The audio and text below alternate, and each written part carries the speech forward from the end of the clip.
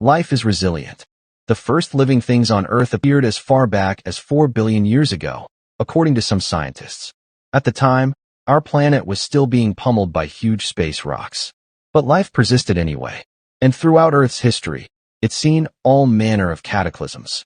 Disparate doomsdays, from supernovae blasts and asteroid strikes to huge volcanic eruptions and sudden climate shifts, have killed countless life forms.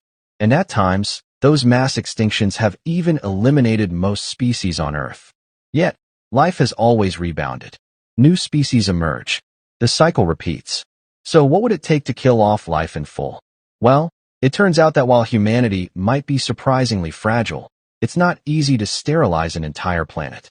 Nonetheless, below are just a few possible doomsday events that could permanently extinguish all life on Earth, and the last one is likely unavoidable.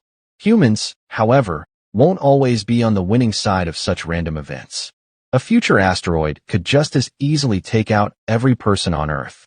Fortunately, that's unlikely to happen anytime soon. Based on the geological record of cosmic impacts, Earth gets hit by a large asteroid roughly every 100 million years, according to NASA.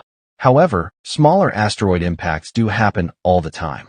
There's even evidence that some people may have been killed by small meteorite impacts within the past few thousand years. But what are the chances that our planet will ever be struck by an asteroid massive enough to wipe out all life on Earth? Simulations published in Nature back in 2017 suggest it would take a truly gigantic space rock to accomplish such a feat. Killing all life on Earth would require an impact that literally boils away the oceans. And only asteroids like Pallas and Vesta, the solar system's largest, are big enough to do that. There is evidence that infant Earth was struck by a large planetoid called Theia. But these days, collisions of such large objects are extremely unlikely. End of the Sun. Any of the devastating scenarios above, while undoubtedly terrible for life, are just a fraction as bad as future Earth's ultimate fate. Gamma ray burst or not, in about 1 billion years, most life on Earth will eventually die anyway due to a lack of oxygen. That's according to a different study published in March in the journal Nature Geoscience. The researchers suggest that our oxygen-rich atmosphere is not a permanent feature of the planet. Instead, in about 1 billion years, solar activity will cause atmospheric oxygen to plummet back down to the level it was at before the Great Oxidation Event.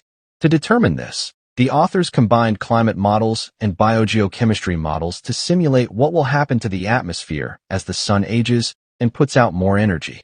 They found that, eventually, Earth reaches a point where atmospheric carbon dioxide breaks down. At that point, oxygen-producing plants and organisms that rely on photosynthesis will die out. Our planet won't have enough life forms to sustain the oxygen-rich atmosphere humans and other animals require. The precise timing of when that starts and how long it takes. The deoxygenation process could take as few as 10,000 years, depends on a broad range of factors.